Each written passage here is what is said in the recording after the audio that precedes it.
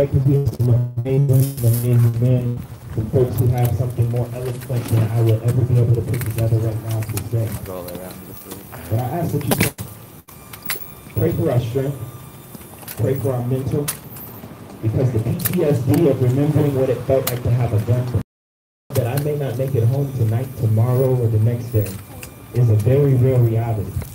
And it's crazy that you can avoid the gang violence of your neighborhood and still be scared to walk down the street because you don't know if your skin's going to be weaponized today by somebody else's fear, by somebody else's ignorance, and by somebody trying to simply do their job. So with that being said, Tate asked me to come in to pray. That's what I've been called to do. So I'd ask you to bow your heads, close your eyes, and open your heart for a word of prayer.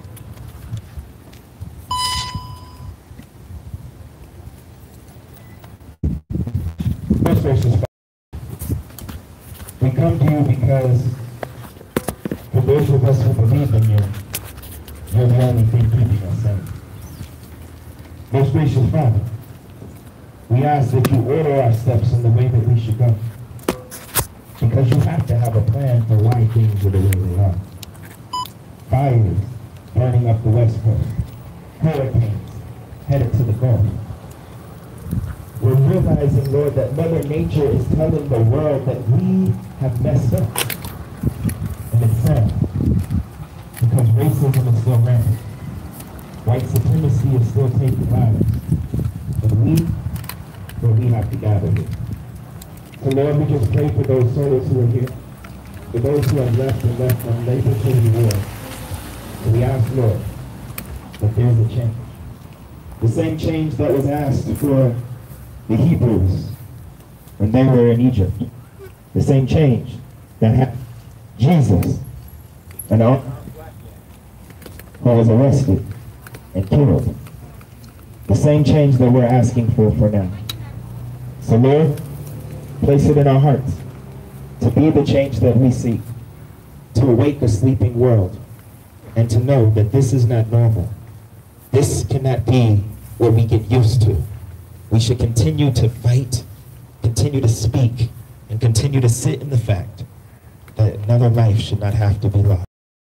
In your most humble name that we do pray, let us say Ashe and Amen. With that being said, I'd ask my brother Tay to come back.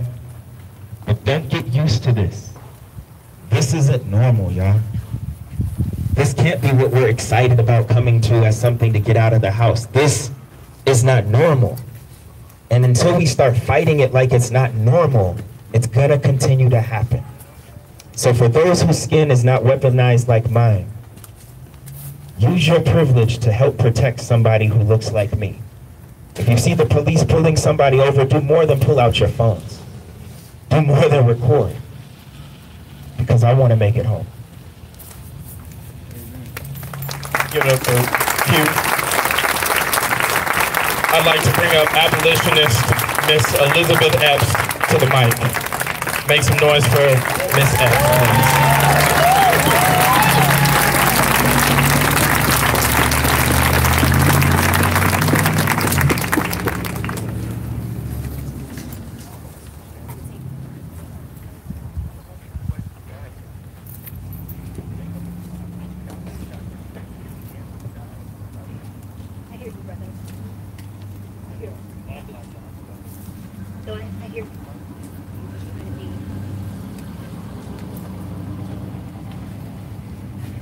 My name is Elizabeth Epps. My pronouns are she, her, hers. I'm an abolitionist. Today is August 24th. What's August 24th? So 1 year ago today, and however he handles it, we're going to handle it without cops. However they handle it without cops.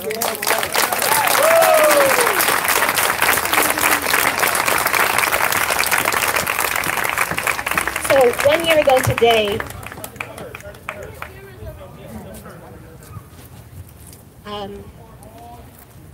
sorry, I have a lot going on right now, right? It's a dangerous time to be black. It's a dangerous time to be outside And I've been arrested before when I was trying to help someone who was having a hard time. So there's competing tensions happening for me right now. But what I was going to say is I'm Elizabeth Epps. I'm an abolitionist, and a year ago today, Aurora police killed Elijah Javon McClain. Today. So Elijah was 23. My only son is 23. And as I've said before, and as I'm hopeful remains the case, I'm so glad you don't know my son's name. So those killers were from Aurora. Their badge said Aurora. But surely you understand, right, that Aurora, Colorado, is Denver, is Oakland, is Ferguson, is Hong Kong, is Minsk, is Kenosha. You get that, right? So Aurora is Kenosha, is Denver. The brother behind me was sharing, why are we saying Jacob Blake's name instead of the baby that was killed yesterday? And I'd offer that we should be saying that name, but that's only the one you know, right? These are the ones that come to our attention. There's so many names. And I just am prayerful that you don't ever know my baby's name, my 23-year-old. So our governor said this weekend, y'all, your governor said that the people who damaged some of these buildings are, quote, criminal terrorists. That's what he called them. You know? And your mayor, your boss said online and off that he won't tolerate property destruction. So he said this on, not your turn, brother. He said this on Twitter. Your mayor said that he's not going to tolerate property destruction, and I like Twitter.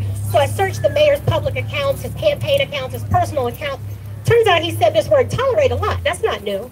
He said before that he's not going to tolerate property destruction and certain criminal activity. You can guess how many times he's said online that he's not going to tolerate the murder of Black and brown children, or that he's not going to tolerate the killing of babies like Elijah in our neighboring cities.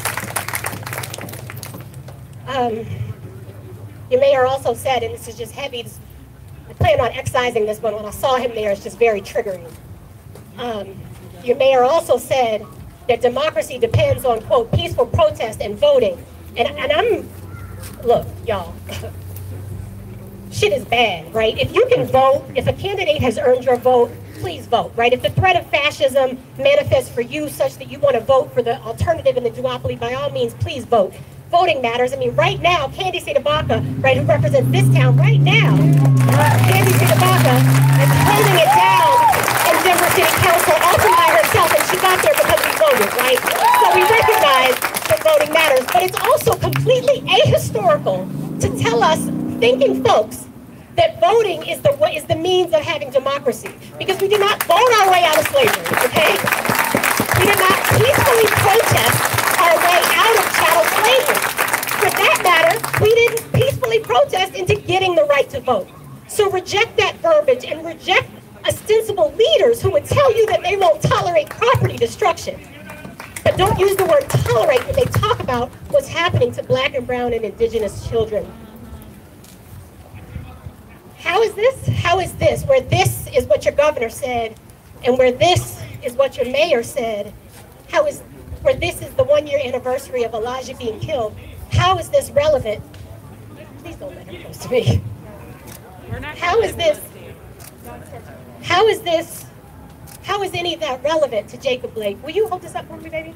Sorry, not baby. It says justice for Jacob Blake, and there was another one I saw because I want to talk about both of these arrest killer cops. I know where your heart is, and I'm with you, but we can't start or stop at arresting. That's what I want. The other side of that sign that says defund the police.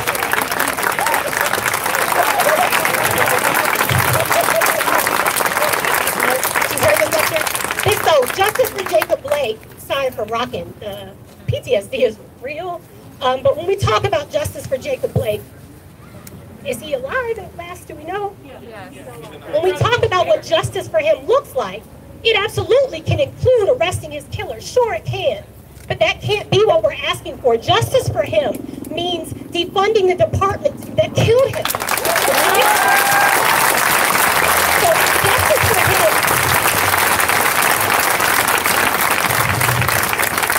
Not only, I share this in one other space publicly, you can't see this, but there's these scars on the top of my feet. If you're close, you can see them. So those were given to me by a man named Matthew Green, who's one of the cops. He did that to me 5 years ago. He was one of the cops who killed Elijah McClain. Right, but I live to tell the story of what Matthew Green did to me. Justice looks like there not being another person who's been victimized by Matthew Green, right? And the only way to do that is to defund. So yes, you can arrest and fire, but you can't backfill, right? Denver police has a wonderful, terrible habit of rehiring its own after 10 years paid sabbaticals, giving them back pay when they finally fire one of their killers. So justice can't just be getting rid of the cop, it has to be breaking down the system. We mean that in a practical way.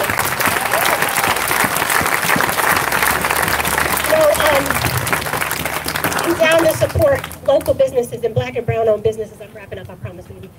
But it's just, it's so heavy on my heart that we can rebuild things, y'all. We can rebuild. We can repaint. I mean, I don't even think we should rush to paint the Capitol, because when the Capitol was built, it never anticipated that my black ass would be walking its halls anyway. It's like, I don't know what the rush is. But we can do that. We can and will, right? But Jake's children don't get to unsee seeing their daddy shot. And Michael Marshall and Paul Childs and Marvin Booker and Paul Castaway, these men killed by Denver, Colorado law enforcement, their families don't get a do-over. Jesse Hernandez and Alexis Mendez-Perez, their families won't get to know what it's like to not have your teenager slaughtered by a state agent, whether they're on duty or off. So just understand, thank you for both sides of the sign, that when we say defund, we mean it literally. It's not a euphemism, and we're doing it in the service of abolition.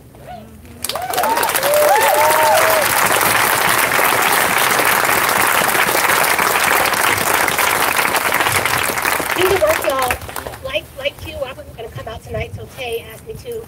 But Tay's getting it. He's getting it. So I want you to see, hold it again for me. Just take to heart what this means when we say justice for him. What does it mean? It means working for a world where we don't keep knowing new names, and we can't just fire and rehire and transition to new departments. We have to defund. And your mayor says that not on his watch. Well, his days are limited. Okay?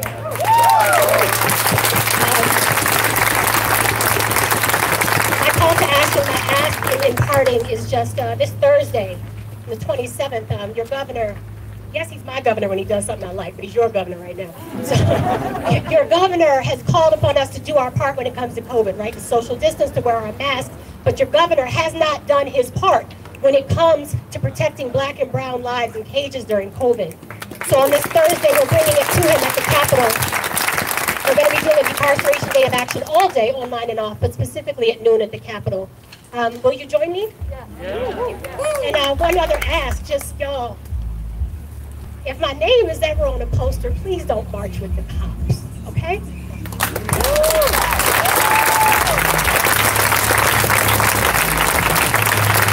And I want to be able to make sure that we talk about all of, I know, Melanated Mike Night, which is going to happen directly after this. It's an open town hall for the people, by the people. And they specifically asked us to lift up Trayford from Louisiana. He was a 31-year-old black man who was murdered by the police in Lafayette, Louisiana. He was shot 11 times on the evening of August 21st, 2020. And so as we uplift Jacob, we also uplift Trayford. We also lift up Elijah, Brianna, George, and the list continues to go on. And so now I would like to bring my good friend, somebody who's consistently shown up in his legislative capacity, State Representative, soon-to-be State Senator James Coleman, just to give a couple words from the legislative side, and State Representative Leslie Harrod.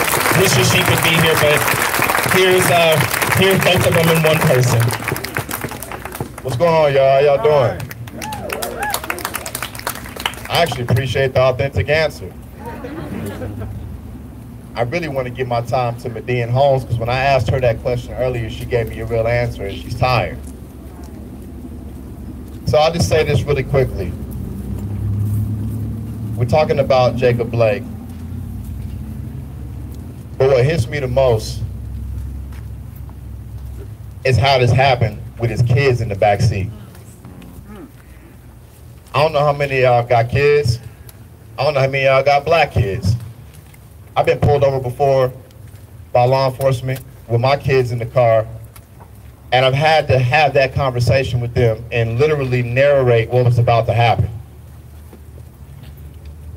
I don't know how many of y'all had that talk. I don't know how many of y'all got that talk to you.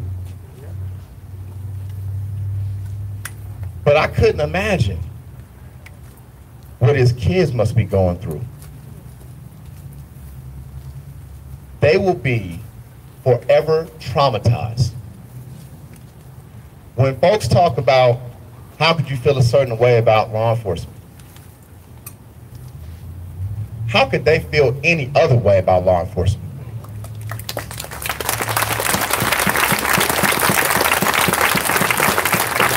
There are good actors and bad actors in everything that we do. But it is going to take, if not forever, a very long time for them to be able to see law enforcement in any positive light. One of my boys live out the street from me. His name is Chris Matlock. He's a police officer. My son goes to school with his son. They play on sports teams together. My son sees him and says, that's what cops are supposed to be like. And he's a brother. He's a good dude. But for that man's 4 boys, I mean, we already got to fight the narrative that we're not in our kids' lives. And then when we are, we don't know all the situations, but when we are, that man was not a threat.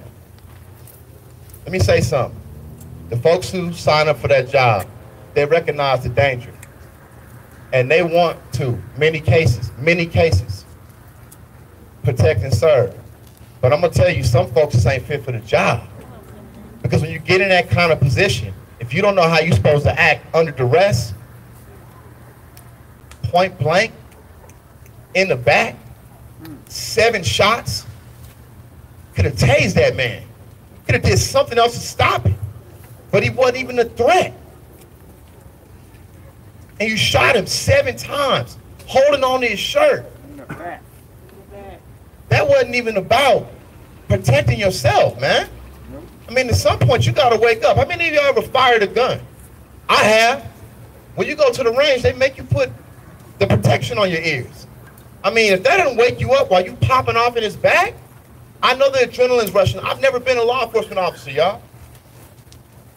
I've been in some situations, but I've never put myself in a position like that. But I can tell you right now, we got to change not just the way that we passed that legislation this year, the fleeing felon, the chokeholds, all that stuff is great. But these folks are trained with hand-to-hand Krav Maga combat. Israeli, Middle East, military force tactics. Look at me, man, I ain't trying to box nobody. I ain't trying to fight nobody, but even if you were, you could have took him down with your hands. So again, we don't know what was going on with the situation. But all I know is that you cannot justify shooting somebody in the back 7 times point blank range, feeling as if they're a threat when they have nothing on them. We got to be better. You cannot, let me say this, we can work on all the policy we want. This ain't just about police brutality.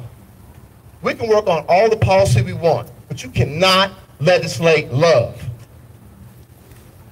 You have to love people for who they are. You have to respect them against your own beliefs, even if you disagree with them. And we as black people know what that's about, because no matter what we do in this country, we still don't get the respect. We still don't get the love. People still see us as animals. We still 3/5 a human being. So we can do this work in the Capitol, but like Leslie Herod always says, we need y'all to show what America should look like. When you talk about making America great again, this is what it should look like. You got all kinds of people with different colors, different creeds, different backgrounds, different beliefs. We don't have to agree with each other, but we can respect each other's values and what we all believe. So what are we really asking law enforcement? Yeah, do all the things you want to them cats. But at the end of the day, they're going to still find a way to kill us. Because they killed a mob when he was just running down the street and there weren't no cops. We getting tired of this kind of stuff. You can't get mad at people when they talk to you and you don't listen. So they start yelling like my voice went up a couple octaves. because we feel like we're not being heard. What? I'm supposed to be in a position of leadership to do something the way America says. Get elected, go to college, get a job, do things the right way. But in the end, it don't matter. And just because I'm good, don't mean we good. You don't get one black person to be quote unquote successful by American standards and then treat all the rest of us like crap. So let me just say this last thing, because I'm a preacher like Quincy, and I have got here all night passing around an offering plate. I'm just playing. It's COVID, now people struggling financially, but still. You know, you go to church.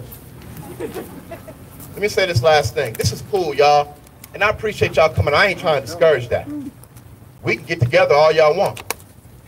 But if we don't see change in the Capitol, if we don't see change in D.C., if we don't see change in the city, if we don't see change in the community, if we don't just see change in ourselves, you cannot outsource self-improvement. You have to do that yourself. So let's start tonight, but let's keep this up and let's see some actual change happen. Appreciate y'all. Thank you, Representative Coleman. I want to continue to thank y'all for standing with us. First, I really want to thank community because we put out a call this morning and said, hey, show up, and you showed up. But I also want to just say something to you all, is because we explicitly told police officers this is not your ground right now. That's right. Stay away, because right now your presence escalates situations. We said we don't need you to block off streets. We don't need you to stay down the block and turn on your lights. We got this. That they were going to counter-protest us, but community showed up and knew how to actually de-escalate individuals instead of escalating them even more. That's what we do. We don't need to rely on police officers to come stand in the line, to come tell people, hey, this ain't your movement right now. This ain't your space. So hear us loud and clearly. We know we have the resources in our communities to take care of ourselves. I didn't have to call anybody but community, and y'all showed up, and y'all even stood and made sure not only I was protected, but when Elizabeth was speaking, y'all made sure she still had a voice. So thank you for that.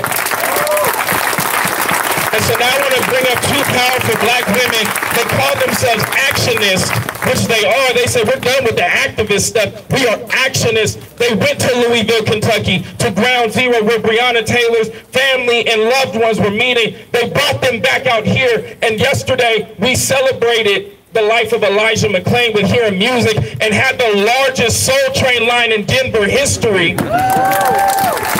And that was led by two powerful black women. So both Shanika and Candace, please come on up, and we just want to show y'all some love and hear from y'all.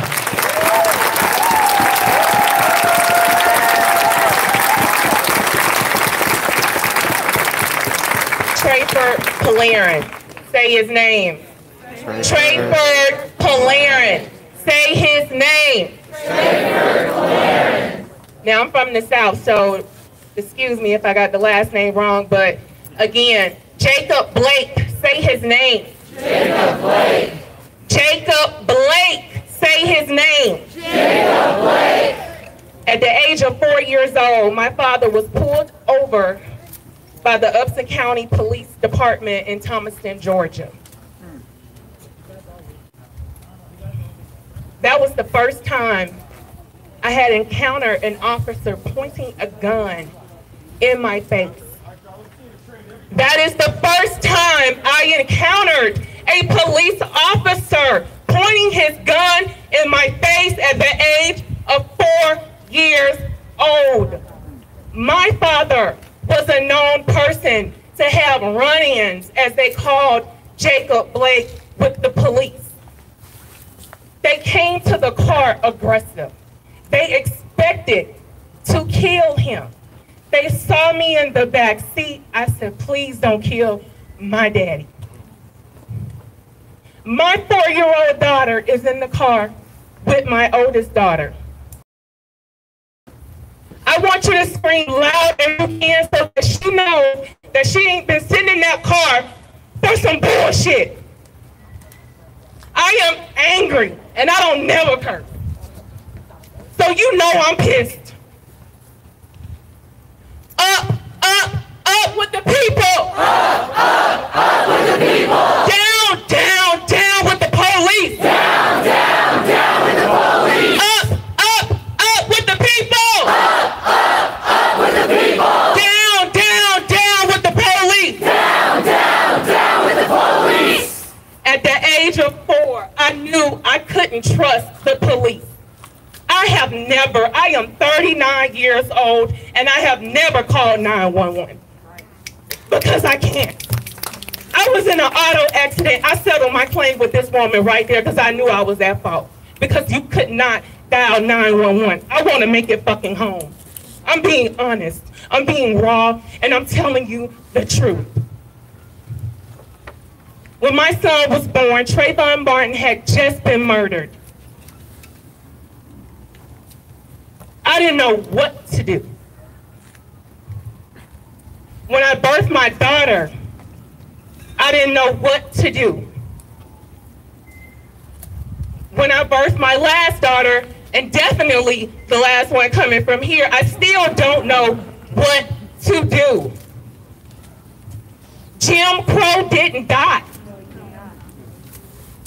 It ain't the new Jim Crow. This is the same shit that's been going on, and it's still continuing. We ain't 3/5 of a person because they ain't restored our humanity. They ain't made us human. We are still not recognized as human beings on this soil. How can you rectify and abolish some shit that you ain't recognized as human? But you know what we've done? We've domesticated animals.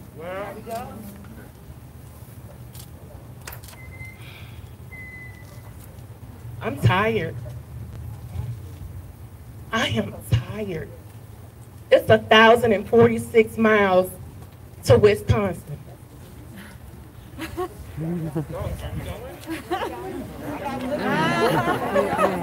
It's 1,046 miles. I GPS'd it when I heard.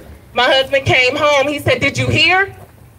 My grandmother, who I call a light Republican, said, "Shanika, get me one of them Black Lives Matter signs. Okay, send me one to Lithonia, Georgia today." She said it was a flag. I said, "A flag? You talking about a garden flag?" She said, "No. Whatever you got in your yard, send it down here." Devon Bailey, Colorado, we got our own shit. Devon Bailey shot how many times in the back? 7 times. Thank you, Lauren. 7 times. So what y'all gonna do? Defund, defund, defund.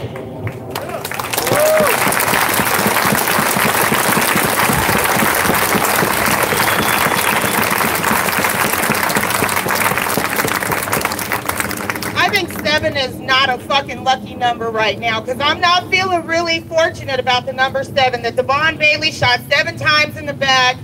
Here we are again. Here we are again. Here we are again. Here we are again. Here we are again. Are you fucking tired? Yes. I don't feel like you are.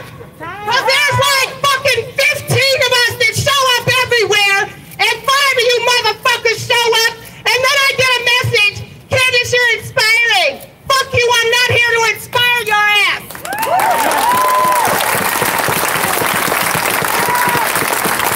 I'm so beyond inspiration, I don't want a fucking hand clap or a snap. I'm beyond that. When I say I am an actionist, what that means is you should get your ass up and move.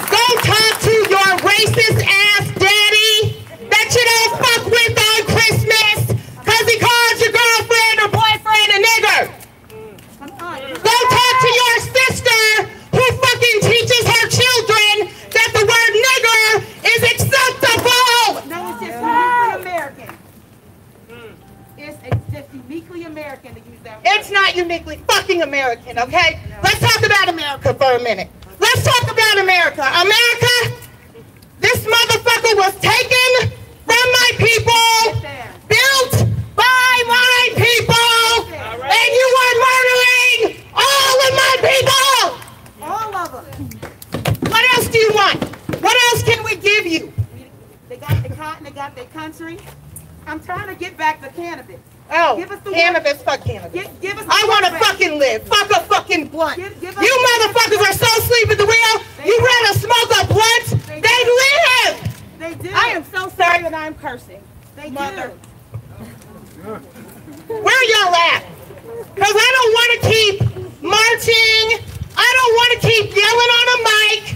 I want you to get on the caravan and cross this nation because we are the change we seek.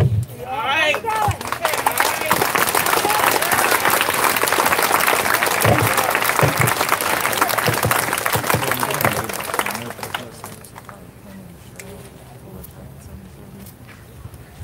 Louisville came here this weekend to celebrate with us the capacity and the privilege for us to get up every day and fight because our lives depend on it.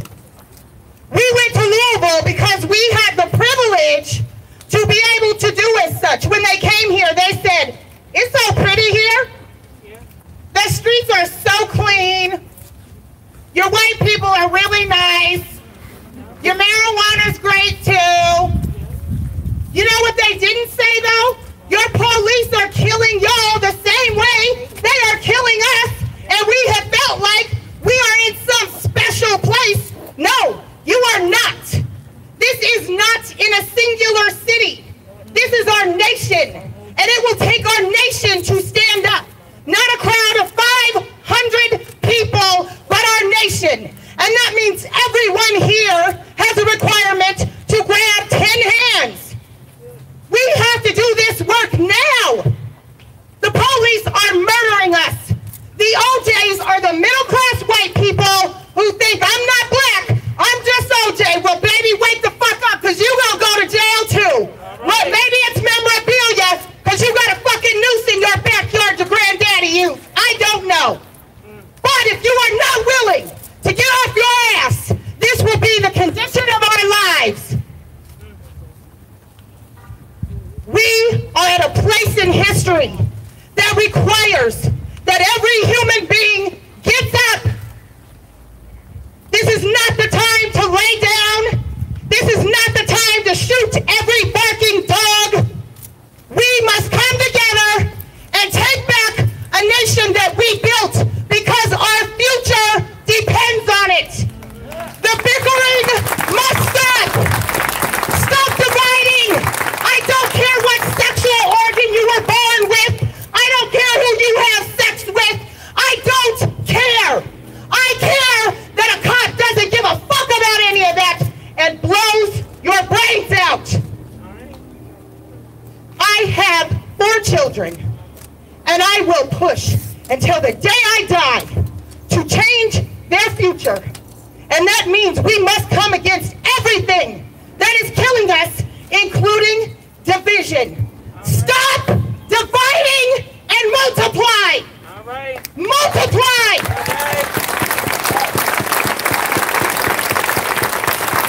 If you continue to divide, the nucleus is gone. The nucleus of revolution is love. You cannot spell the word without it. All right. Now go home and you look at the person that you love the most and think about them getting shot in the back in front of you 7 times in your vehicle. Tell me if you sleep the same ever again. All right. Let's give it up for Candace and Shanika. We have 3 more individuals, and then we're going to transition to Melanated Mic Night, which is an open mic forum for all melanated folk. I want to bring up Mr. Hashim Coates, a community leader and activist. And before I do that, I just want us to be able to recognize that windows can be replaced. A black life cannot. There's not enough money in the world. There's You can put up a new window at the city and county building, but you can't bring back Elijah McClain. You can't bring back Breonna Taylor. You can't bring back, you can't bring back George Floyd. And I am so glad Jacob is going to live to tell the story, because that is a voice we need everybody to be hearing. And now I want to bring up community leader, Ms. Hashim Coates.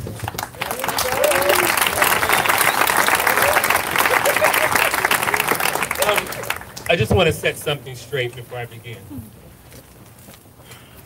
I'm not a community leader.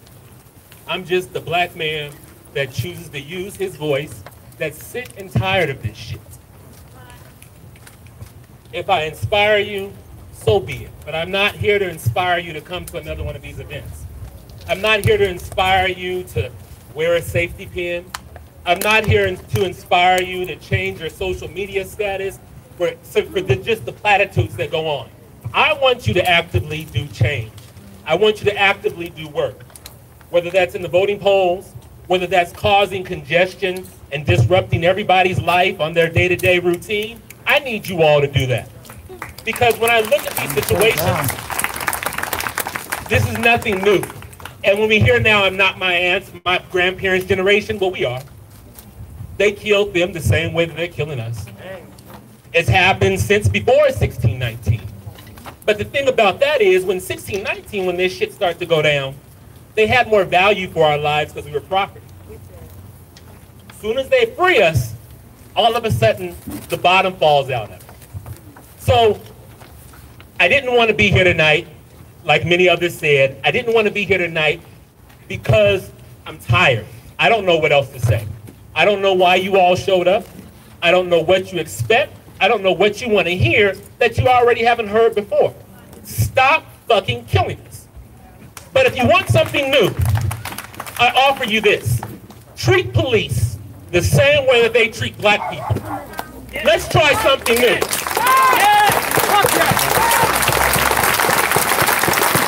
Because we've tried everything else. We've tried that plantation Christianity, where we turned the other cheek and forgave our neighbor. But right now, I need some of that Old Testament God to show up. I need that God to show up where he says he will make your enemies your footstool. That's what I need. Because we've tried everything else, and yet Jesus got sick of it. He flipped over tables and beat the hell out of people in his daddy's temple. Who are we not to defend our lives? Who are we not to place our own value on our lives? There's so much for me to say here that might ruffle some feathers, but oh well. If the feathers aren't ruffled, I say snatch them out of them alive. Treat them the same way that they have treated us. I don't know what else to tell you. I don't know what else to say. We have leadership that reflects my melanin, but the actions imitate those of the overseers. The action imitates those who believe that if I can emulate my oppressor, I too will be delivered. And that's not the case.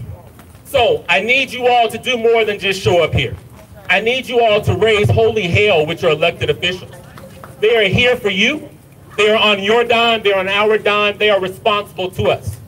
So with that being said, I hope that everyone gets home safely.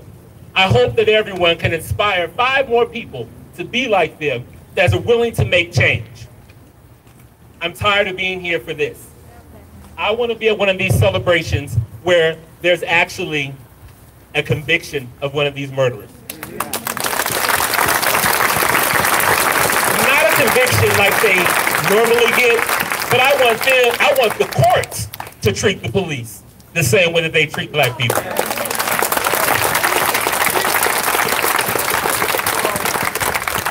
Right. So, we must, as it's been said before, defund the police. And if you have an issue with the wording defund the police, I implore you to go back to your grammar school textbooks and get a good definition of that. We've defunded education, and we see where that's got us. We defund healthcare, and we see where that's got us. We defund everything except for this paramilitary organization, and I don't get that, right? And I think some of the problem is with our elected officials is that they are really ignorant in the history of how the police department was created. That's it. And I know this to be true because you call them out on it, and they can't give you a good answer. You know, if you say, oh, that it came from slave catchers, they'll push back until you show them some words, then cognitive dissonance will treat it. But we understand that the police are a problem. But we must show that in our actions. If a cop wants to quit their job, goodbye. Goodbye. It makes no sense for a lifeguard to say, I'll be a lifeguard and I'll rescue bodies from the ocean, but I don't want to get wet. If the cop is too afraid to do their job, goodbye. Fire them all for dereliction of duty. Defund the police so that you can also kill the tie that the police unions have over your elected officials.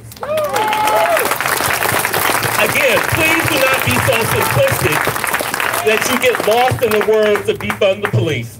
Even though I have a good friend here that's like, yeah, destroy them motherfuckers, right? Like, so I dig it and I respect it. But until then, there are incremental steps, or I shouldn't say incremental, there are, yeah, not incrementalism, but there are pragmatic steps that we can do. The police should automatically be demilitarized. There is no way in hell that our local police department needs to have military-type weapons. If they cannot cut it in the armed forces, oh well, too bad for them. That is a waste of tax dollars because we pay to buy this machine through our federal funds, and we also use our local funds to then buy this equipment from our federal government. If we want to end corruption, you must act strategically with your vote as one way. There are 1,500 other things that you must do along with that vote. So I end tonight because it's getting dark and I want people to get home safely because I understand how the enemy operates. And for our last two individuals, and then for everybody that is staying for Melanated Mike Night, it's going to take place under the gazebo in the park, so everybody can sit down and focus on the center. That's where that'll take place after our last two speakers, and I close you out. But real quick, I would like for us to take a moment of silence for all of the young people who have been lost this summer. We have in DPS, we've had 30 students have died this year. And over half of those students have died via gun violence. And so we need to know each and every one of their names. And actually one of them, we're working on renaming the South High School Stadium after, because he was an exemplar student. And we're doing this for every student and family that comes to us and saying, how can we remember your child and tell their story and remember their legacy? Not just so that you see a news article of them on the news. And so with that, I'm gonna ask everybody, before we bring up our two last speakers, to put your right fist in the air. We're gonna take a moment of silence for our young people that we've lost in Denver this year.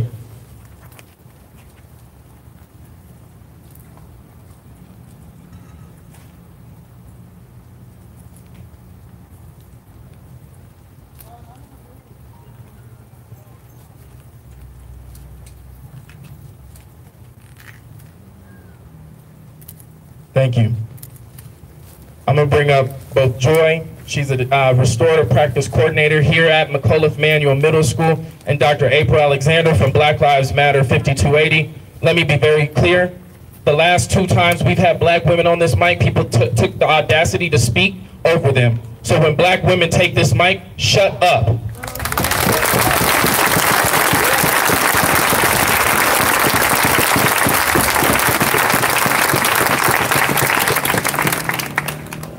I'll be pretty short tonight. Love you, April. You know, 24 hours ago we were in Montbello. Candace and Shanika put on this wonderful event. One of the things that stood out to me in those last few moments was a chant. Yep, got it. Was the chant of no more names. I walked to my car that evening just thinking about that. What would this world look like if we didn't have to continue saying names? Being there with the communities of Louisville, Denver, Aurora, what would it look like if we would stop saying these names? I pondered that on the way home of what would that look like for us not to be out here, for black women to not still be protecting you day after day after day and fighting for you. Then just a few hours later, we saw the loss of Jacob. Jacob being shot in front of his children and now still fighting for us in these hours that we're standing here. So another name. I don't have much to say, and I told Tay that I'm tired as well, and I'm out of words. Because we've been here over and over again. I saw a person in the back with Black Trans Lives Matter. That again, this year we're going to see a record loss of black trans women death in the United States. Black women need to be centered like Breonna Taylor because black women are killed by police at 4 times the rate of white women. Murders by police are the 6th leading cause of death in the United States. So 1 in 1,000 black men will die. So when I heard the chant, no more names, I was hopeful, but I knew that wasn't realistic. That we're here once again, 24 hours later, honoring someone else. So again, we had so many people speak about next steps, but what are we truly going to do in these next few moments? Are you all going to keep showing up? We've given you so many different ideas over the last few centuries, but over the last few months of what to do in this moment. Stand up with us. We're losing people too fast, and it's going to be someone, again, in our community. So that 1 in 1,000 isn't going to be someone who's here today. That's my biggest fear. Keep showing up, keep doing the actions, hold these legislators accountable who are denying that this is a problem in our faces in the last week, and let's get them out.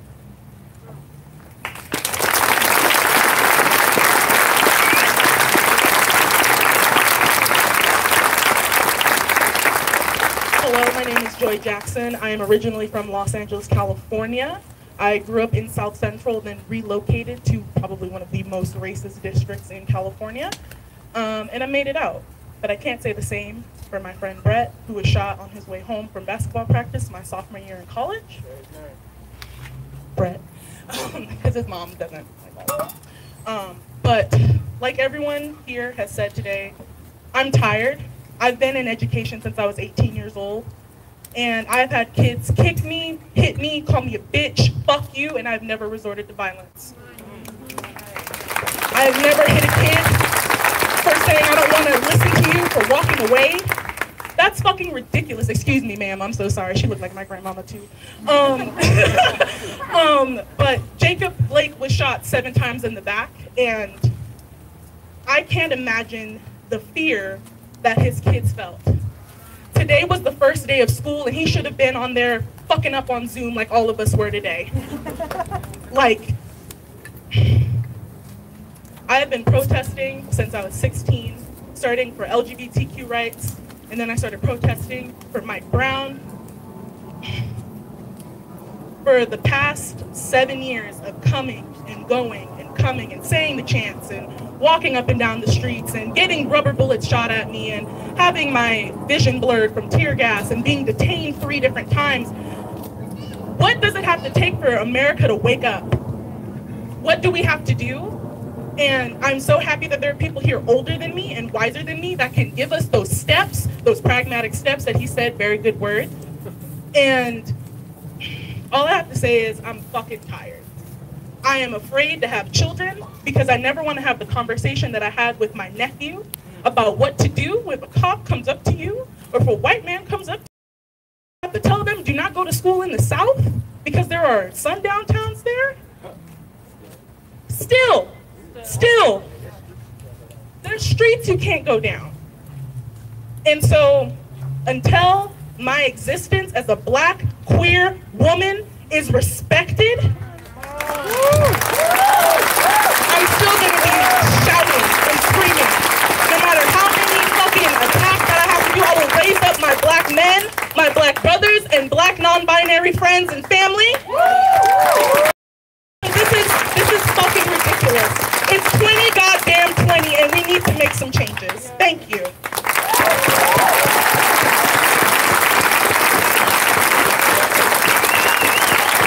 Thank you, both Joy Joshua Alexander. I also want to uplift Tony McDade, another black person who we have lost in the struggle, because Black Lives Matter often gets categorized as a movement for black men, but it was actually founded by black women, black queer women. And Black Lives Matter is not about black men, it's about black women, black non-binary folks, black LGBTQIA+ folks. It's about just saying we want to be treated like a human. That's it. You have not heard anybody up here ask for anything special. We didn't ask for special treatment in any of these speakers that you heard. We simply said, treat us like a damn human.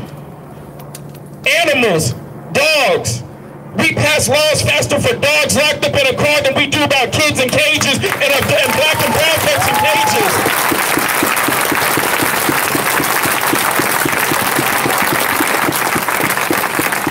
I don't know, maybe we should start telling folks like black folks have dogs too. Like, I don't know what will get your attention.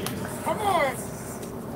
But we gotta stop gathering like this. The reason why I brought us all here today is because I wanted you to hear these voices of people that are telling you that they're tired of seeing you like this. The next time I want to see you is what Hashim said, that we're celebrating a conviction and they're thrown in jail for the rest of their life.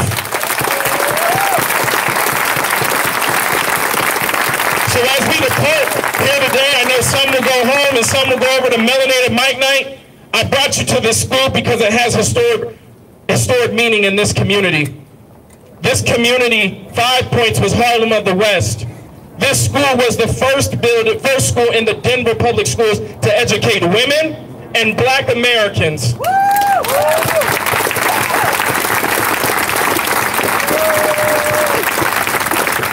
And so my ask for you tonight is I just want you to help me keep this school picked up. If you see a water bottle, you see some trash, just put it in the trash on your way out, because this building has to remain in our community, because the stories, some good people came out of this school, others did not. Anyways, we need to continue.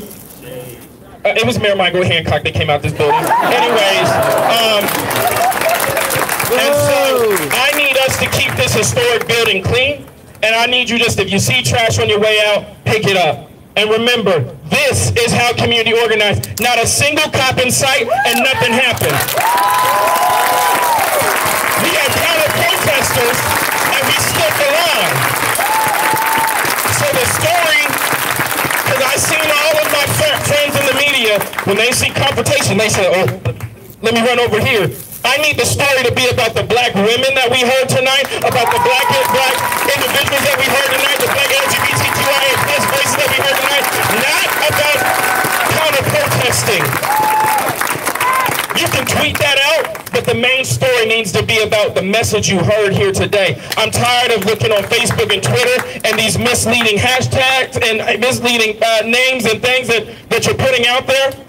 This was centered on black folks so you could hear the struggle that's coming from our voices, and so that we don't have to have another Jacob Blake. But I am so glad Jacob is living to tell his story. And so with that, I'm going to bring back up my hero, my shero, Miss Elizabeth Epps.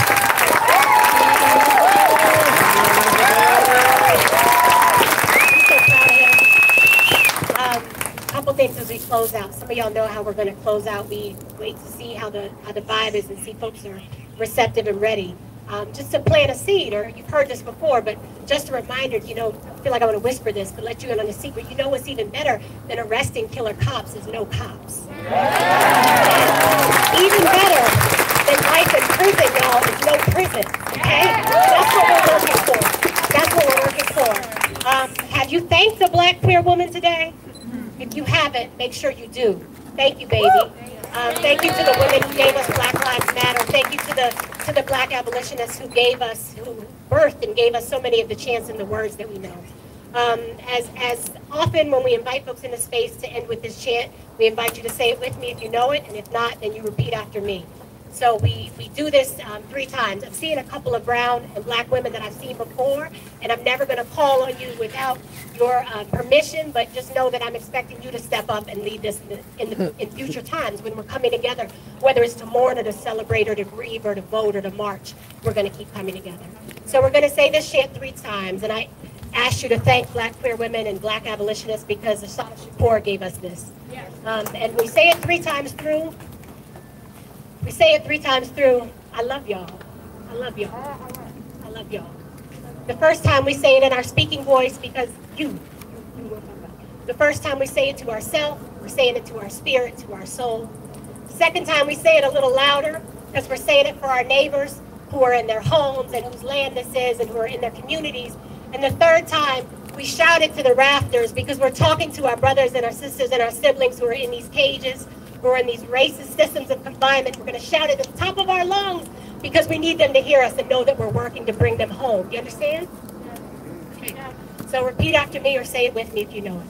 It is our duty to fight for our freedom. It is our duty to fight for our freedom. It is our duty to win. It is our duty to win. We must love each other. We must love each other. And support each other. And support each other. We have nothing to lose but our chains. We have nothing to lose but our chains. It is our duty to fight for our freedom. It is our duty to fight for our freedom. It is our duty to win. It is our duty to win. We must love each other. We must love each other. And support each other. And support each other. We have nothing to lose but our chains. We have nothing to lose but our chains. It is our duty to fight for our freedom. It is our duty to fight for our freedom. It is our duty to win. It is our duty to win. We must love each other.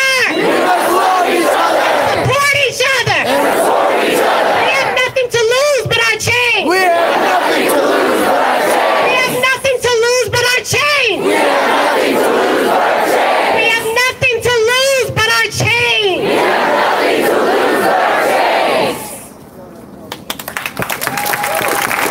Over there in the gazebo is going to be Melanated Mike Night, Open Mic Forum. You guys can head over there. Thank you guys for joining us tonight.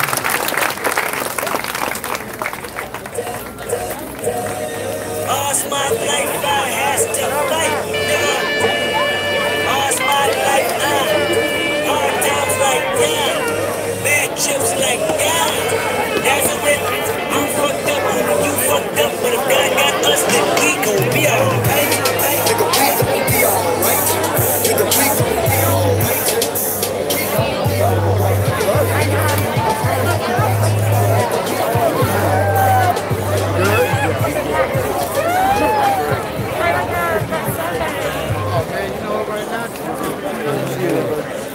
Good, we're keeping it down, you know? Yeah. Holding it down. How you doing today, dear?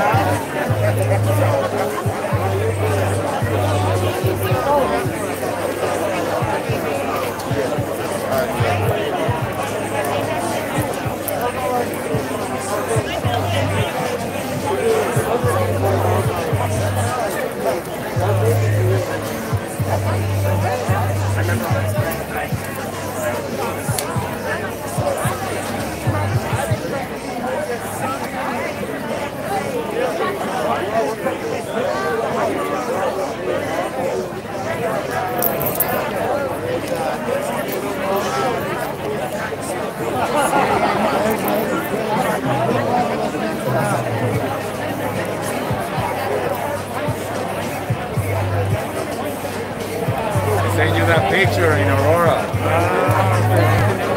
Jonathan.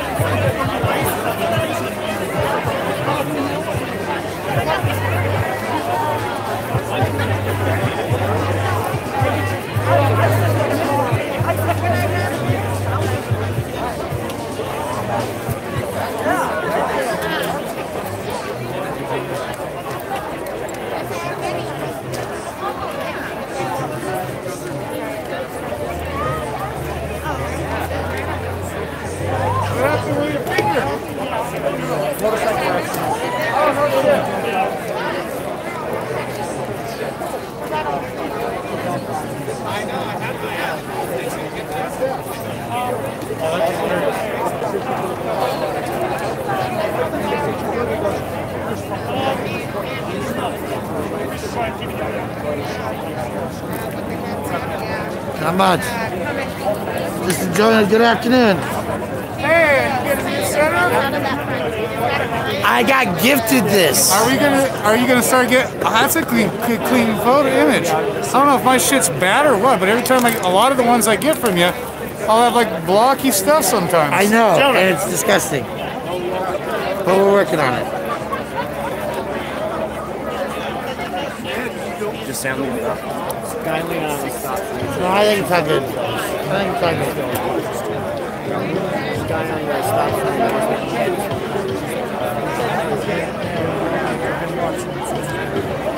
The fence flag. So here's one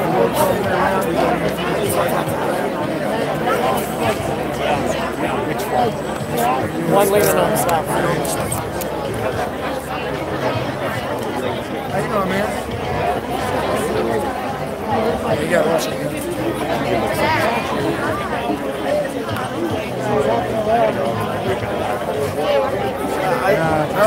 I think if we stand right, if you move, he knows we're seeing. Yeah, no, I'm making it so he knows.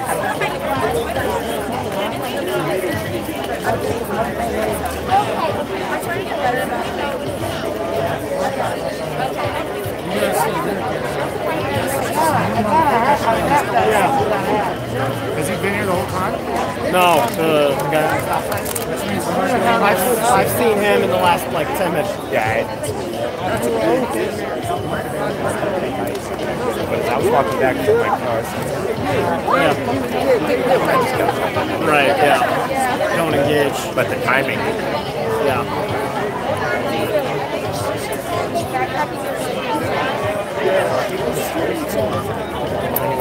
I'm not. Let me.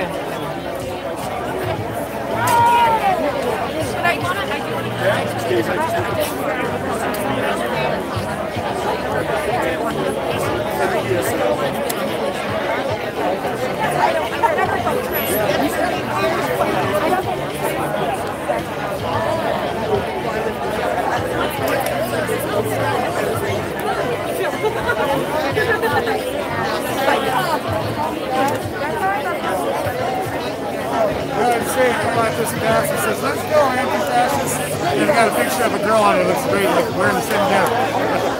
Like, right on.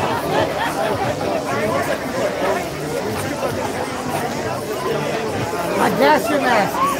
He's funding the police, one mask at a time.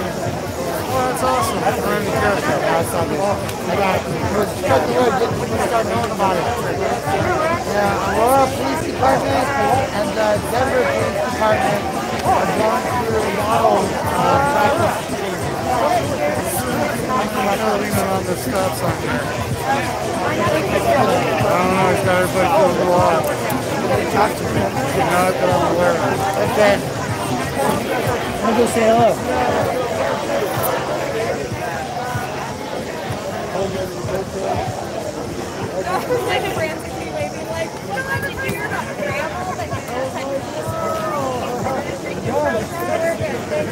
Not a problem.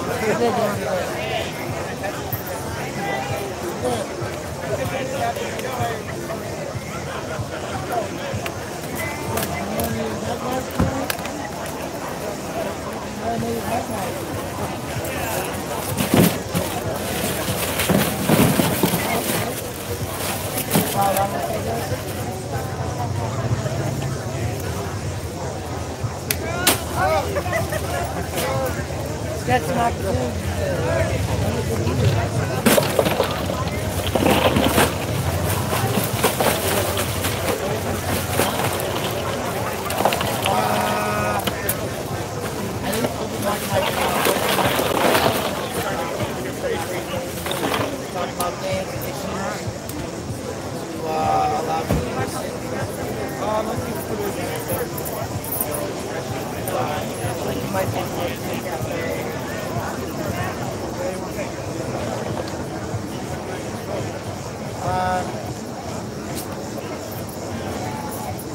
Just put it on the sidewalk for now. Yeah, but I think everything's safe and good tonight, you know, and I really like the way that we managed to do that. So, that's good. We're gonna have some mics. There's some food over in the back. We're looking for some classic food and stuff. And then, and you got another table in the car. But I think we're gonna keep up the security presence for the night. Just keep everybody. You know, and it's funny because there's a video I'm gonna have to sit down with y'all. Hella good. No, so listen. There was one day with a guy, an auditor, a YouTuber, more class and experience than myself.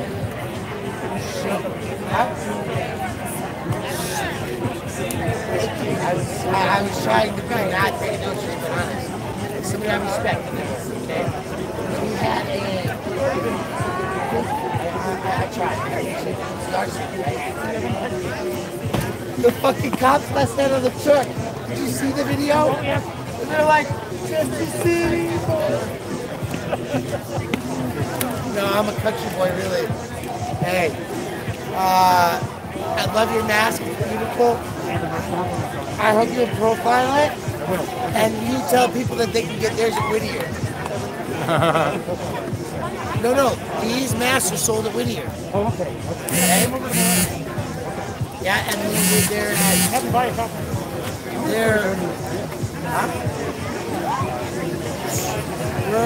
we're growing, you know what I mean? So we're trying. We got some mask made, so. But there's a no presser tomorrow. Did you hear about it? No presser. Okay. That's good. But I think when I took my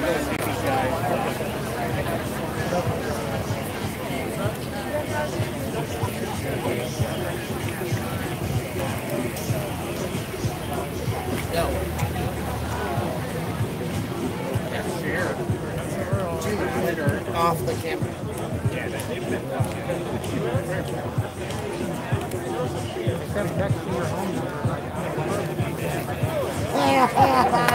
Look at my home number. Which my home cell number. Oh, is it? Yeah, it wasn't. I haven't had a home number since way before I met you. So now it's been assigned to somebody else. What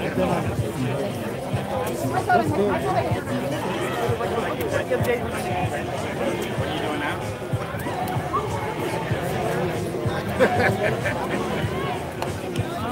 Go to Whittier Pub. Right here. We can walk there. Yeah. I would love to, but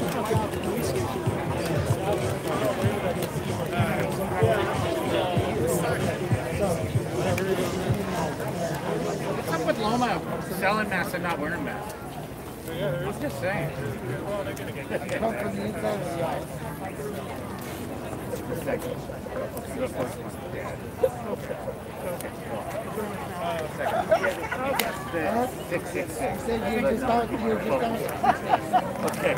That's not an accident. Okay, I got to pick my number, and you know I picked the 666. That'll help you. Yeah, they will.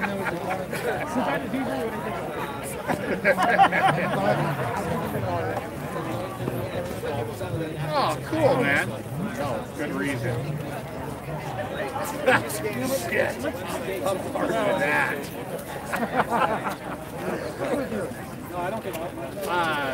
This week doesn't work next week. Yeah, I'm gonna get out of town and go get it. Yeah, I was gonna say, let's get That's why I asked you. Please. Well, no, I've been on a break, but this will be my 5th trip this summer, so that's all right. What do we like? Mondays, Tuesdays, Wednesdays? What do we like? Yeah, well, we're talking beer, so typically that's not a morning activity. I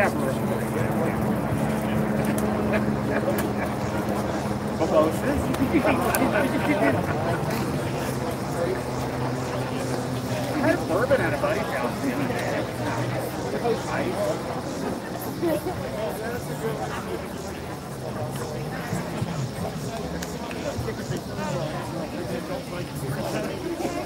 Yeah. You know what kids do with those? They call them bag out. They work that back in the music festivals. And they have bag wine and stuff. No. Oh, no, it's following. It is.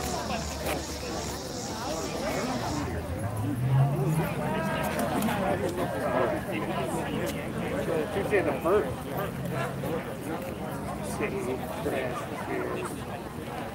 That's at 11 a.m. 6?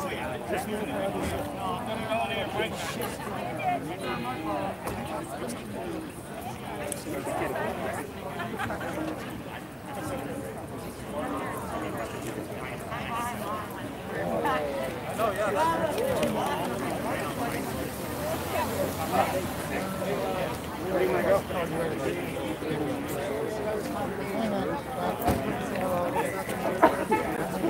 That's super funny. I feel like that's a good thing.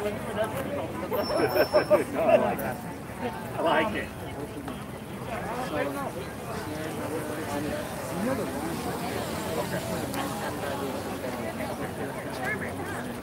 Where?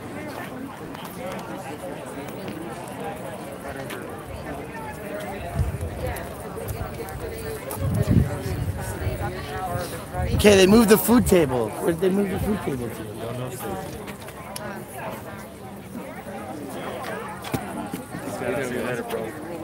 I'm running busy, man. All of us, right? But yeah, so I think the watch would be a good thing, but I think that there needs to be more pressure for me. I got a press charge on the shit when I get to it. So what was the post saying on the pedophile? That I held a belonging to a 14-year-old girl's head and made her the oral season 6 to 8 high schoolers and taking them to school. Yes. And then he posted my address. So I'm like, yeah, I know what this is a call for. I might not be able to carry concealed. But I don't live alone, yeah. The roommate named Roscoe. So I have an appointment tomorrow and looking like to see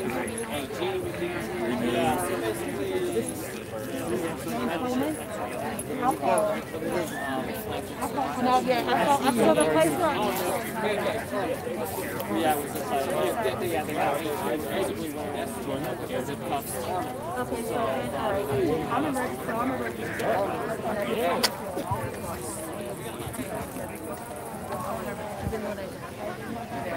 Not, I haven't been on. Okay.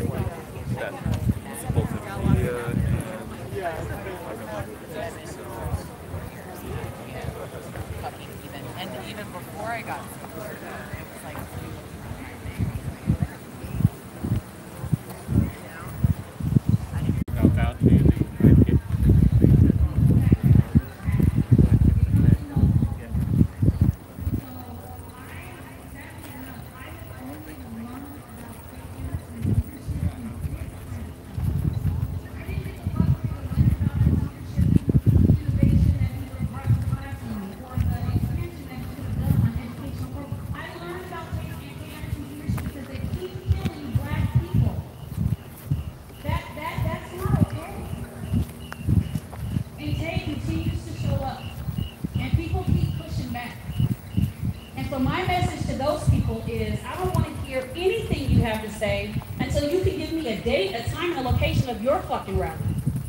If you can't tell me where you're gathering and giving me a platform, I don't want to hear from you. I'm going to follow Tay until I can't anymore. Because he shows up. But people keep pushing back. And I'll tell you what, you might think you have a voice, and you might think that you know, you put yourself in this place of threatening Tay and all of a sudden you have attention, you need to be careful because there's a lot more of us than there are of you. And for the people that want to be counter-protests and all of that, I'm going to tell you something. I'm going to keep showing up, and I'm not going to stop fighting, and I dare you to stand in my way. I will meet you there. I dare you to stand in my way because I will meet you there. And I can assure you that I'm going to be the one that walks over you because I will not stop. I will not stop for my children. I will not stop for your children. I will not stop for my legacy and my lineage. And so everyone that is here that can't relate, straight up just white people, you can't relate to everything that's going on, but you show up. That's pretty dope that you show up, and you should continue to show up. But for me, I take this with me. When I get in my car and I drive home, heaven forbid I get pulled over, I take this with me. You go home and it's a comfortable drive for you. Those thoughts can stop. You can put a pause on those thoughts. I can't. My children can't. The people that look like me can't. So when you show up, I think that's dope, but that is not enough. And unless you are tired, unless you literally are physically, emotionally, mentally drained, you haven't done enough. And when you get to that point, you better hit the reset button because you still have work to do. So when I tell you I will stand shoulder to shoulder with you, I absolutely will, and I will applaud you when you show up, but I tell you what, you cannot. This is not a trend. This is a transformation. And you've got to be here for the whole thing. And if you go back and you start putting this down, you put this back in a box, you become part of the problem again. So you have to really take the time to think about that. And I've carried a sign since the summer that says the end of white privilege is not the start of white oppression. It's the birth of equality. So as the white folks that are here, the last question I'll leave with you is, are you willing to let go of your white privilege for the sake of equality? Thank you very much.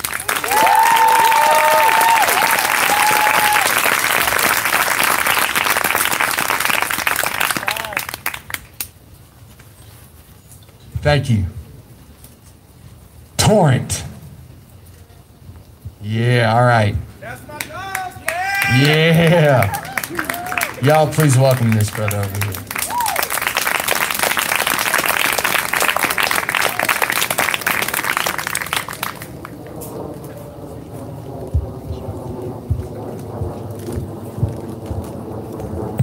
Solid. Can everybody hear me? Yep. Solid. So I have a little speech at the beginning, and I have like a little poetry joint at the end. But I'm a high school teacher. Today is my first day, so I definitely got to get back and grade.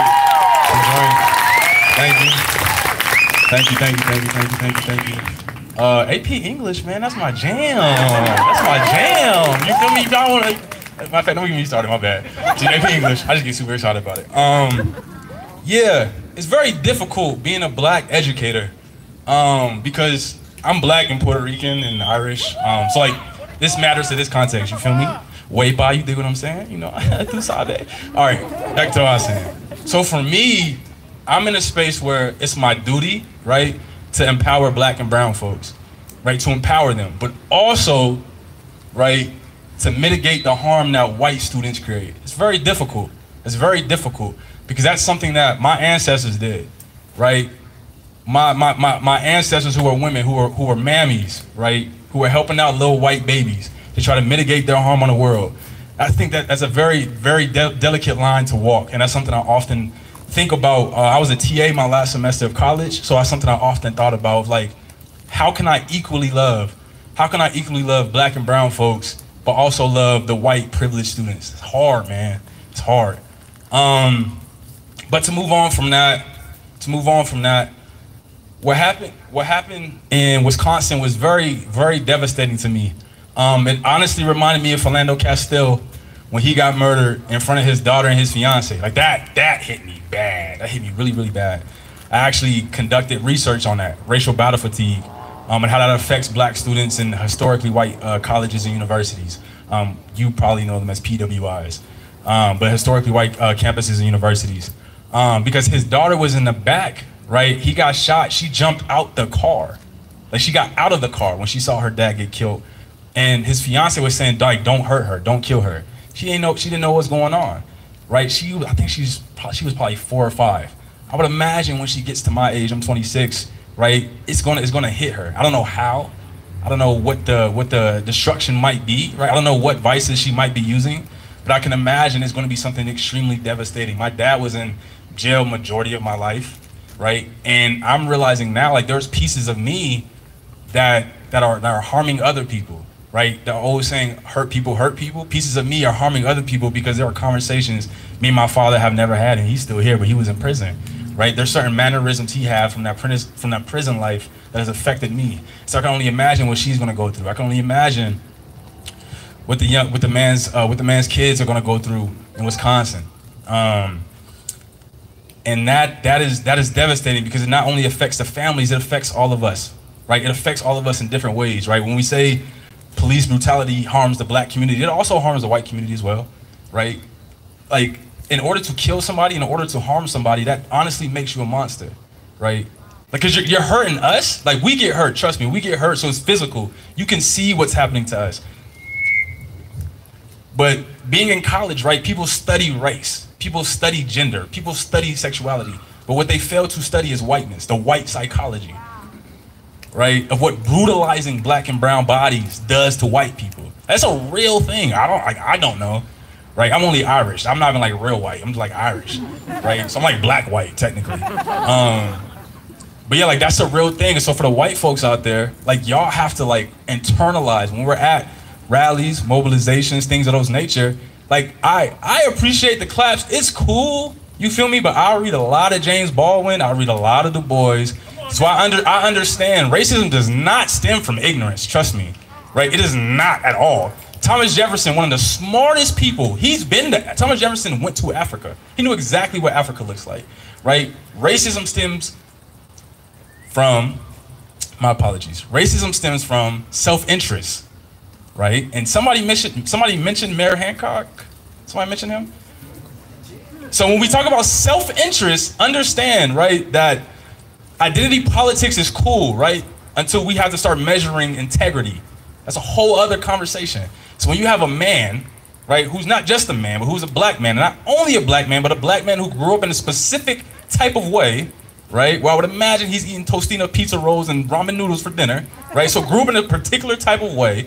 When he is more angry about establishments getting a broken window than black and brown bodies being murdered, than mothers and fathers and brothers and sisters crying over their siblings, over their sons, over their daughters being brutalized, that does not make sense, and it does not sit well with me, right? But you'll still find people who hold him up because he has blackness, right?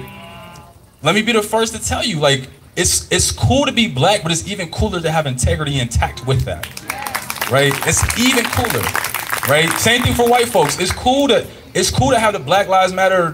What do y'all got? Y'all got the flag, thank you, the sign in front of the house. That's cool, but your kids still go to private school. I mean, y'all gave me the mic. Y'all gave me the mic. Y'all gave me the mic. Y'all gave me the mic.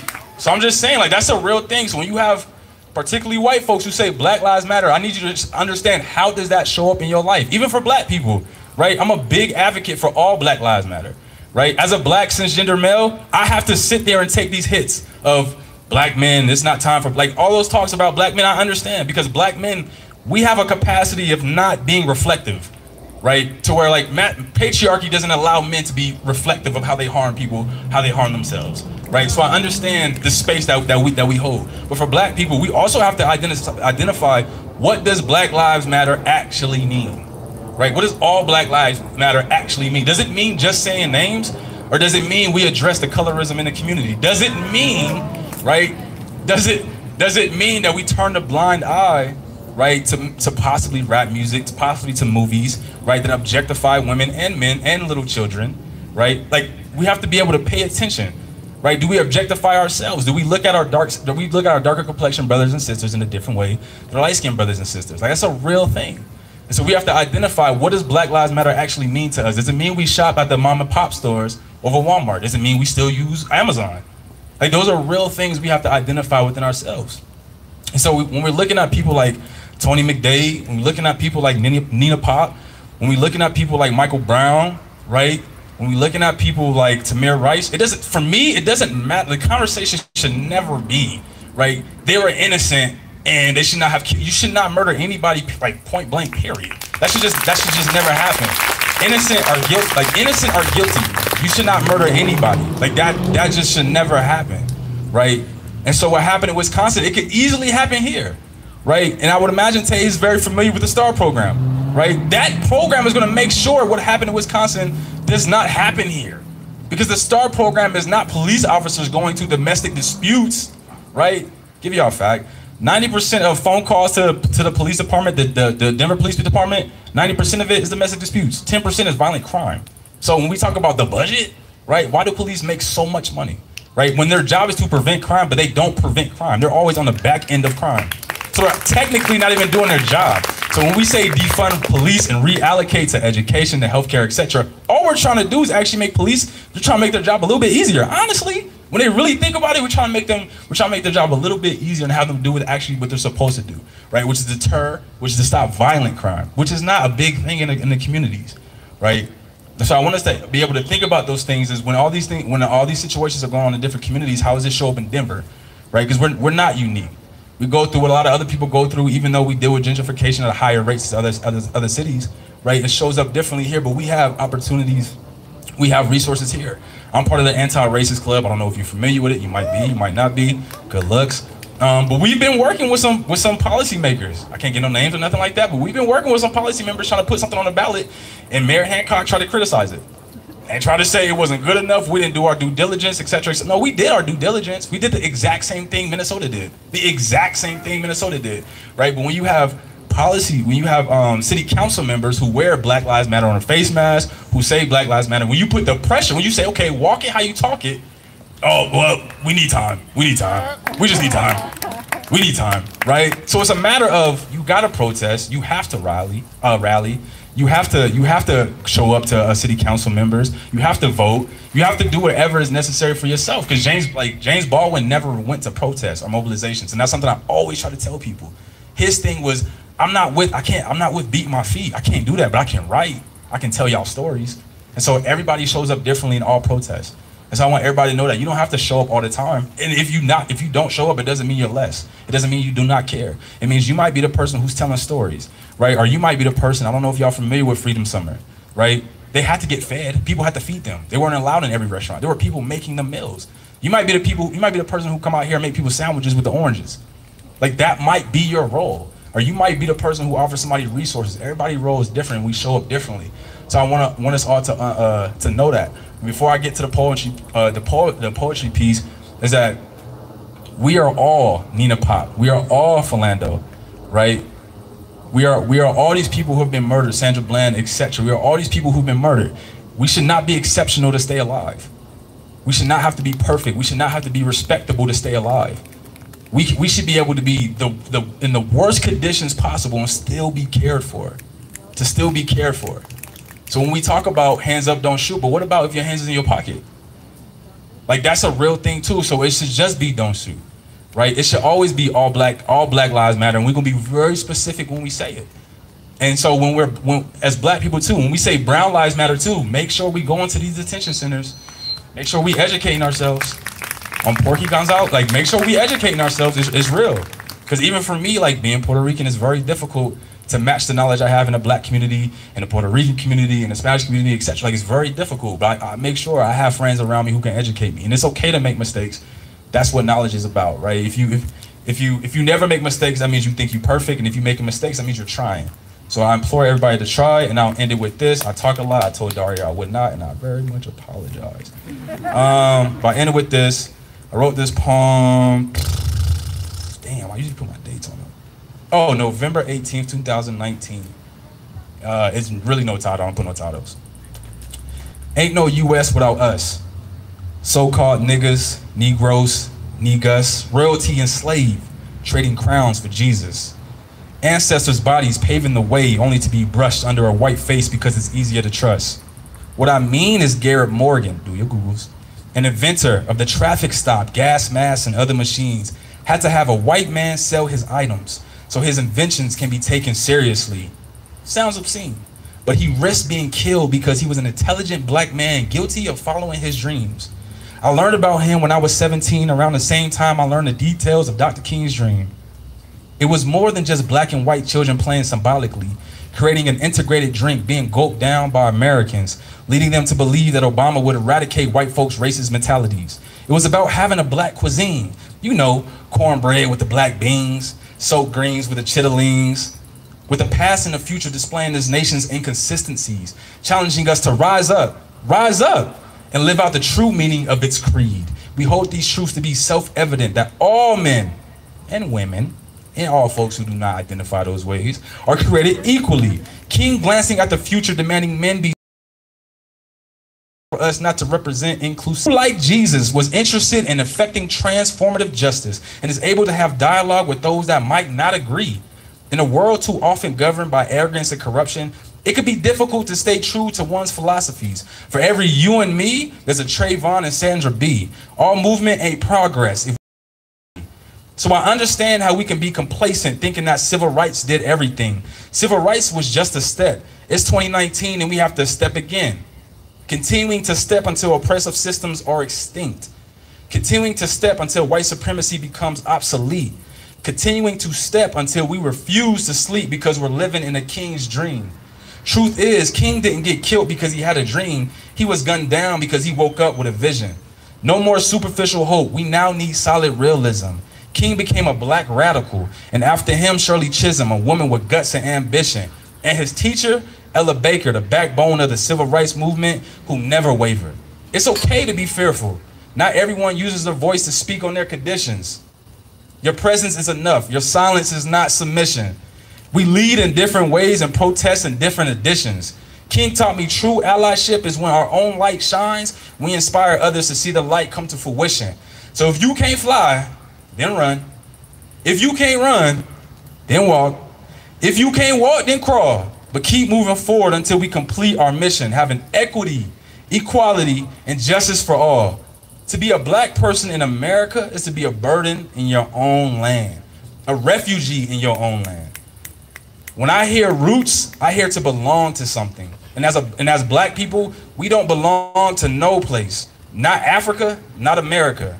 But we do belong to each other. Thank you.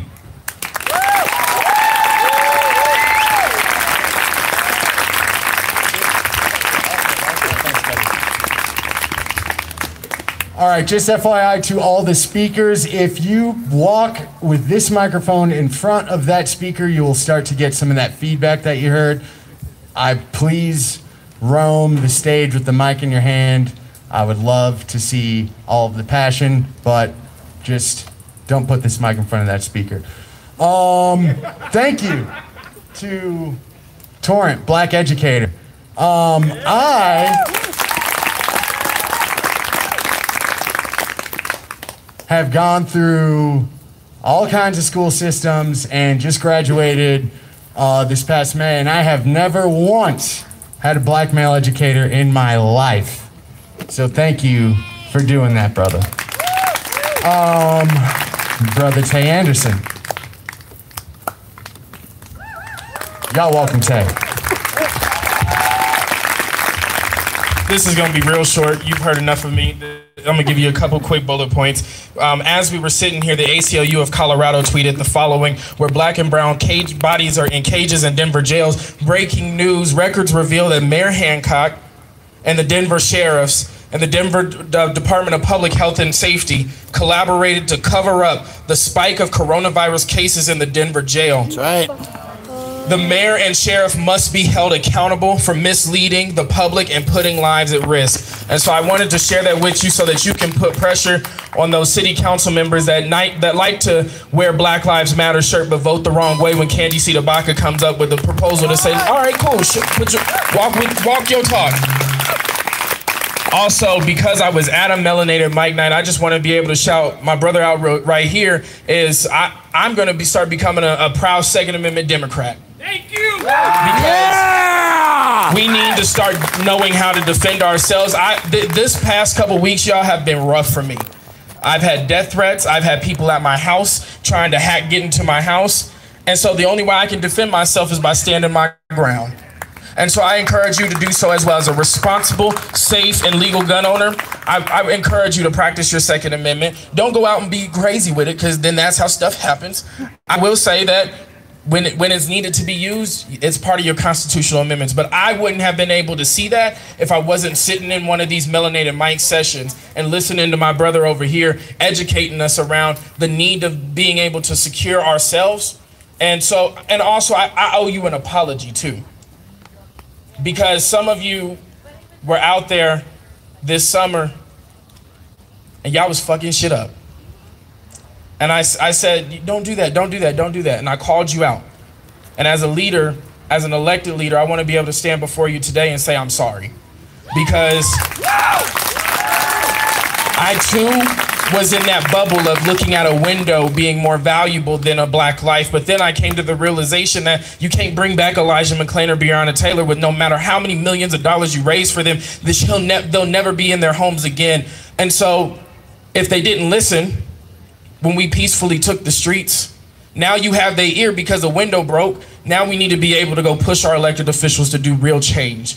And that's what we have in Candace Tabaka. We're actually sitting in her district right now as she's in city council fighting for us. Oh shit, she's right here. Councilwoman, come up and join me. I'm up here talking all these high praises and she's down with the people. Give it up for Councilwoman Candace Tabaka, y'all. I don't have nothing to say. I just came over here from City Council. You guys are on my way home, and I was proud, and I saw you guys still here, and I wanted to come be in solidarity. You know, every day I go to war. I go to war for what our people are asking for what our community is asking for. Not what is politically expedient, not what is convenient, but what we're asking for and have been asking for generations. And Tay's not lying. Like, the minute we get in these seats and start representing the people, it's a whole new level of danger. It's a whole new level. Not only from the people who don't like what you're saying, the regular everyday citizens, but we can't just call the cops and expect the same protection that other elected officials like us have. No. The media paints us as us against the cops because we're here to dismantle a system. You put us in these seats to dismantle a system that has harmed us for generations. So thank you for being here tonight. Thank you for showing up. Thank you for not letting anyone tone police you or tell you how to exercise your constitutional rights, because that is what they are. They're your rights, and you can use them however you choose, and I plan to stand in solidarity with you as you do exercise those rights. So thank you.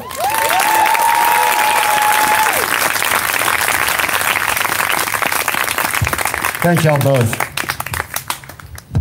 Okay, so I know I spoke to some black women. Yes.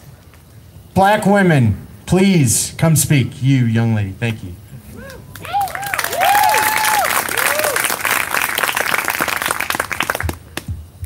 Oh my God. Okay. Oh my God, I'm so shy.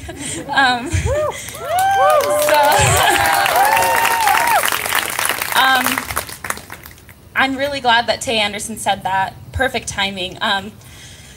In case it hasn't already been made clear to you, Mayor Hancock ain't shit. He ain't shit. He may as well have been a white man. He may as well have been wearing a Klan hat, a little Klan mattress cover, whatever the fuck it is they wear. To be crystal clear, black faces in high places mean nothing. When the black faces in question are hiding up arrests, when they're telling us that they're gonna bring in the U.S. attorney to charge and trump up charges against protesters, they ain't shit. Fuck a blackface. The blackface means nothing if it's peddling white supremacist talking points. It's nothing. It's nothing. On that same note, I think that the this is a growing pattern that we see, that people just seem to flock to the Black Democrat.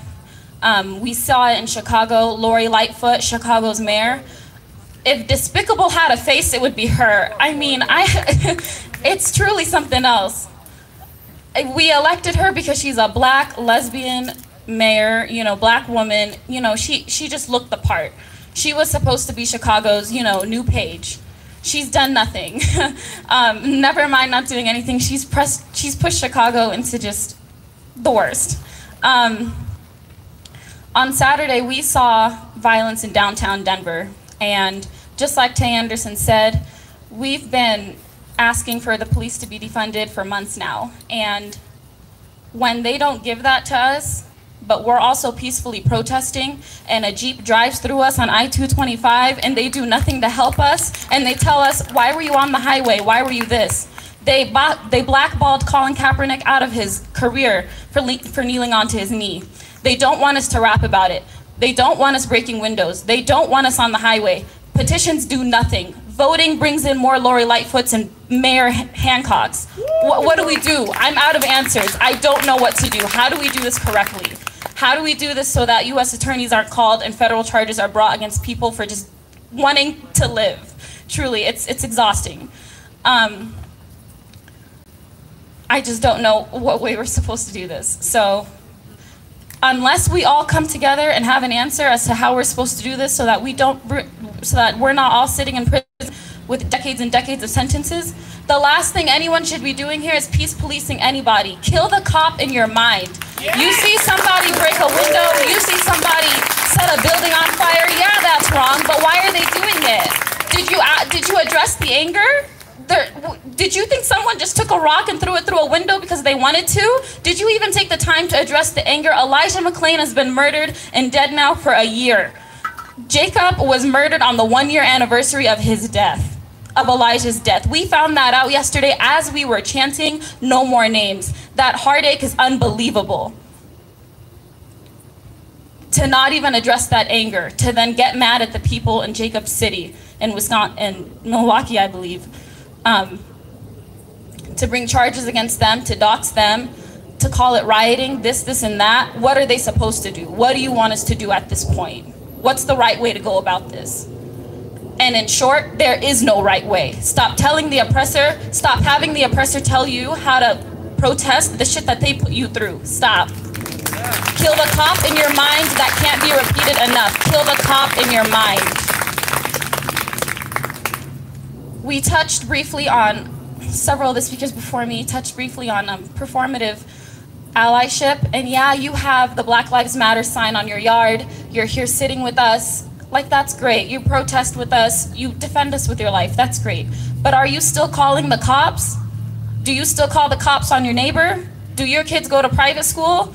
Are you, oh yeah, Black Lives Matter, but they threw a rock through the window, so I don't know. Oh, they're defunding the budget. I don't know. Like, do you want this? Do you want this as bad as you say you want it? Do Black lives globally matter to you? Are you invested in the Black struggle globally?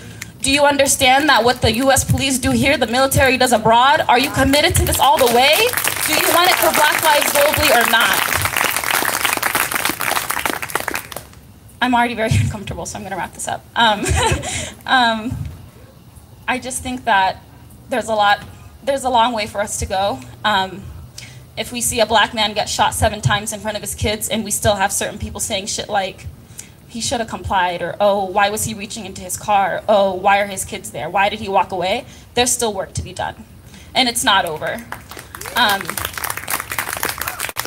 It's my favorite sentence. I can't say it enough. Kill the cop in your mind. Thank you.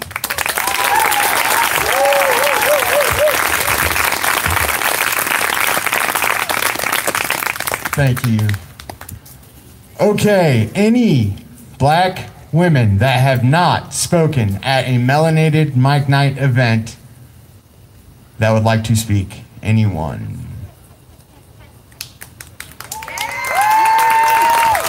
All right, give it up. Hi. I'm nervous too. Yeah. So hearing about this last night, people in different group chats bringing up what was happening in Kenosha. I started spiraling as a black person. This is really triggering to keep hearing about this. And to see people share these videos like it's torture porn, and when they are killed, it's snuff films. And I think, first of all, do not share these videos. I would just like to say that to everyone here. We understand what it is. I believe someone when they say a cop shot someone 7 times in the back. I don't have to see it. Like, yeah, don't share that shit. Okay, so I was gonna say a lot of different things. Basically speaking on intersectionality, I am a non-binary woman. My pronouns are she, her, they, them. And honestly, this whole movement actually made me come out. I've never come out. Like, I don't think people need to come out, but like, I felt the need to when I kept advocating for black trans lives, and I kept getting violated by people in my community and people outside the community. I can name so many instances of me holding my sign where people said I'm co-opting a movement that black trans women fucking started. Now, I'm not talking about Black Lives Matter. This started decades ago. This started a long time ago. So pay respect to those people. Today is Marsha P. Johnson's birthday. You know what I mean? Like, happy birthday to her. I love her. She's my mother, my other mother. But we also need to include the addicts. My older brother died in 2016. He committed suicide. He overdosed on heroin. And even the people in his own family weren't enough for him. You know what I mean? We didn't support him because we didn't understand. There's a lot of anger and stuff there. But yeah, you got to care for the people in the lowest positions, the most marginalized, the addicts, the unhoused. He was unhoused for a minute. We didn't even know. His own family didn't even know. Then my other brother, he died a couple years later. The fucking doctors killed him. We all talk about police brutality. What about hospital brutality? What about all the doctors killing black women in labor, killing them, or making the choice of saving the kid over her, or all these other things? Let's talk about fucking sterilization in hospitals. Let's talk about everything. What else was I gonna say? I have a lot of things to say. Oh, I mean, everyone said it, but Mayor Hancock and Murphy Robinson are coons. I don't fucking respect them at all. The shit they said this weekend was ridiculous. I don't know if people are aware, but they fucking said they're gonna, like, he's literally gonna encourage DPD to totally disregard the judge's order after that fucking civil lawsuit that took like a whole ass like month and a bunch of people reliving their trauma to even like fucking have any like justice brought. He's just like, you know what, no, out the window. And on top of that, we're not gonna have a limit on how many people can be held in a jail during a fucking health pandemic. Like, this is so disgusting. And for all the people who are still like on the fence, if they're for these protesters who are protesting differently than y'all would, AKA the rioters, the anarchists, blah, blah, blah. This same week, Monday, I mean, I know Candy knows, Candy was there, but like, everyone tried to do it the peaceful way, like for months, like people have said before, like for years, honestly, for decades again, but like, how are you gonna gaslight and tone police communities so fucking hard, have racist rhetoric? Sandoval fixed her mouth to say black on black, brown on brown crime during, as a reason for why we, as like, people don't have the right to vote on a bill, the right to vote. This wasn't gonna automatically pass it. We don't have the fucking right to vote on it because of your racist like narratives that you've been perpetuating, whatever. It's fucked up. And on okay, I have a lot more to say. I didn't write anything down.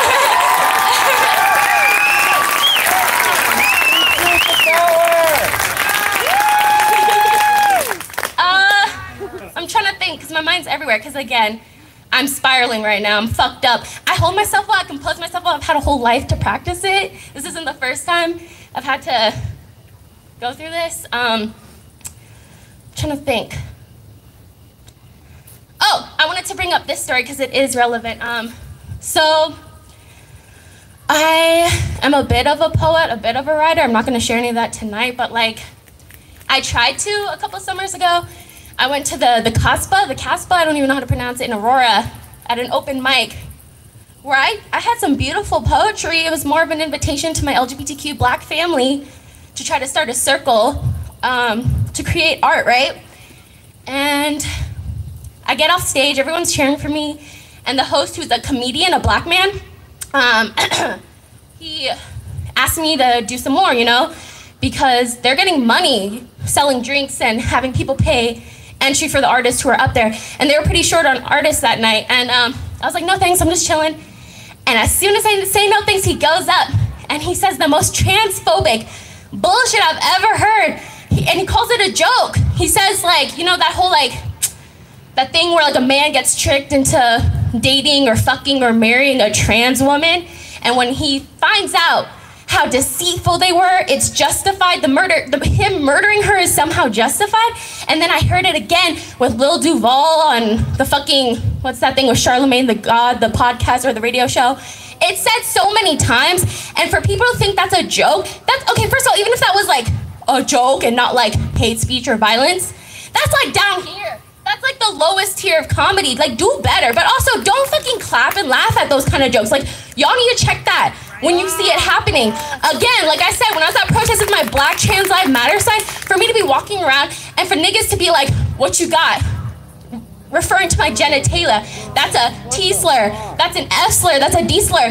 Hearing people call the cops the F slur, the D slur, the T slur, and for me to have to turn around and say, do better, don't fucking say that. Like, you have your fucking LGBT